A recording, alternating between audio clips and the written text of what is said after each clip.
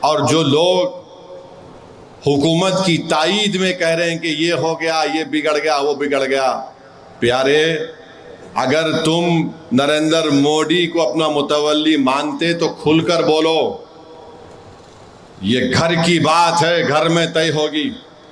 مگر تم اگر اغیاروں کے درمیان میں رہ کر ہماری صفوں میں آ کر انتشار پیدا کرو گے تو یاد رکھو سرزمین دکن اور بھارت کا مسلمان تم جیسے منافقین کو کبھی معاف نہیں کرے گا۔ جانا تو سب کو اس دنیا سے، اور کیسے کوئی زندگی گزارے گا؟ زندگی ایسی ہونی چاہیے میرے عزیز دوستوں اور بزرگوں کہ اگر کوئی 80 سال بھی زندہ رہا یا 90 سال اس کو اللہ زندہ رکھا، وہ جب اپنے زندگی کے آخری لمحے میں ہوگا تو وہ اپنے دل میں کہے گا کہ میری زندگی چاہے چھوٹی ہو یا بڑی ہو مگر میری زندگی بڑی عظیم تھی۔ اور کسی کی زندگی عظیم اسی وقت ہو سکتی ہے جب وہ قرآن اور سنت کو سامنے رکھ کر اپنے اللہ اور اپنے رسول سے بے انتہا محبت کرے گا۔ ہماری آپ کی زندگی عظیم اسی وقت ہو سکتی ہے جب ہم انسانوں سے انسان کے طور پر ان سے محبت کریں۔ ہماری زندگی عظیم اسی وقت ہو سکتی ہے جب ہماری زندگی کے ہر مرحلے میں ہم ایثار اور قربانی کو سامنے رکھیں۔ ہماری زندگی انشاءاللہ عظیم ہوگی جب ہم اس جماعت کو بھارت کے کونے کونے میں کامیاب اور کامران کریں گے۔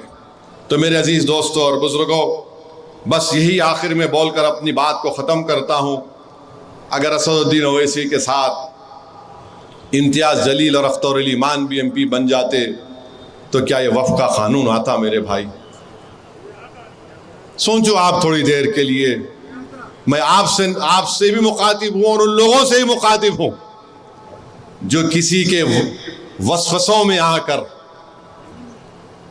اپنے ووٹ کا استعمال اختر علی مان اور امتیاز جلیل کے حق میں نہیں کر سکے۔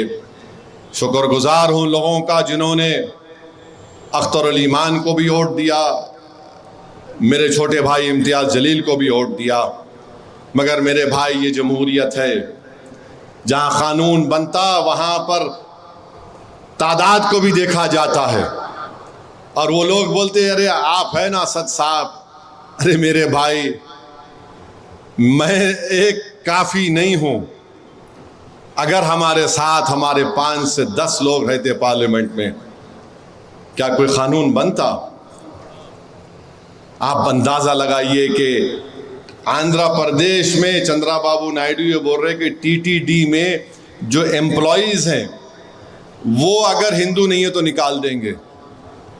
میرے بھائی یہاں پر تو ہم وہی بات کہہ رہے ہیں کہ نوکر کی بات نہیں کر رہے امپلائیز کی، ہم کہہ رہے ہیں کہ ٹی ٹی ڈی کا ممبر اگر ہندو ہو سکتا ہے تو پھر مسلم وقف بورڈ کا ممبر مسلمان سے ہٹ کر دوسرا کیسے ہو سکتا؟ اچھا ٹی ٹی ڈی میں جو لڈو لا کر لوگ ہم کو دیتے دارالسلام میں ہمارے ہندو بھائی دلت بھائی، وہ لڈو کون بناتے معلوم آپ کو؟ معلوم آپ کو لڈو کون بناتے؟ آپ لوگوں کو معلوم؟ لڈو بنانے والے ہندو ہوتے ہیں، صحیح ہے، مگر کوئی دلت لڈو نہیں بنا سکتا،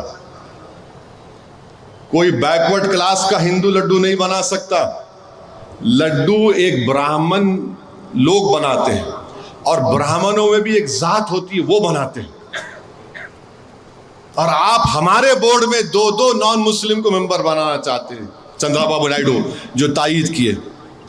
نائیڈو صاحب مجھے یقین ہے کہ آپ کو ٹی ٹی ڈی کے لڈو سے زیادہ آپ کو نریندر مودی کے ہاتھ کا دیا ہوا لڈو بہت پسند ہے۔ ٹھیک ہے آپ لڈو کھاؤ۔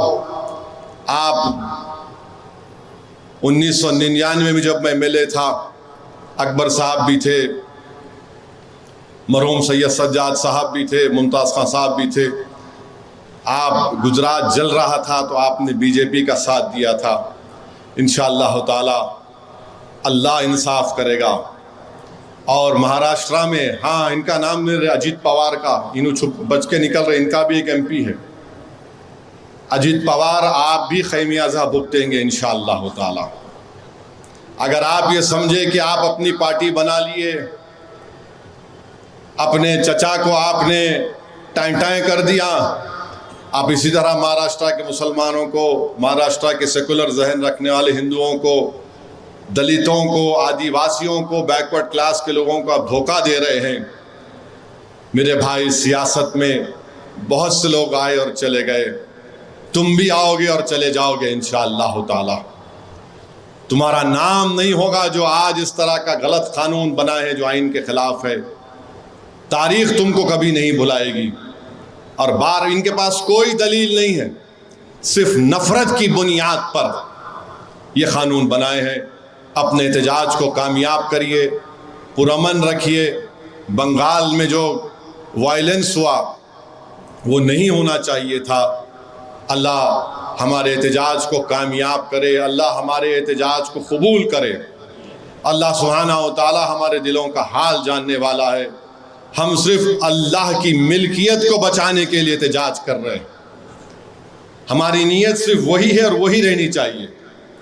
ہم اپنی سیاسی بقا کے لیے یا سیاسی شہرت کے لیے احتجاج میں حصہ نہیں لے رہے ہیں۔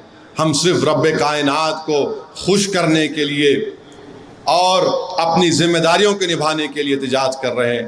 اللہ ضرور ہم سب کو کامیاب کرے گا۔ اس امید پر آپ سے رخصت ہو رہا ہوں کہ میرے مجلس کے تمام اراکین، میرے مجلس کے تمام سپاہی زمین پر رہیں گے اور اپنے اپنے وارڈ اور اپنے اپنے اسمبلی حلقے جات سے، اور جہاں پر ایم ایل اے نہیں ہیں وہاں کے بھی ذمہ داران احتجاج کو کامیاب کریں گے اور اس کو پرامن رکھیں گے۔ 7 بجے جلسہ شروع ہوگا اور انشاءاللہ تعالی 10 بجے اختتام کو پہنچے گا۔ وآخر الدعوان الحمدللہ۔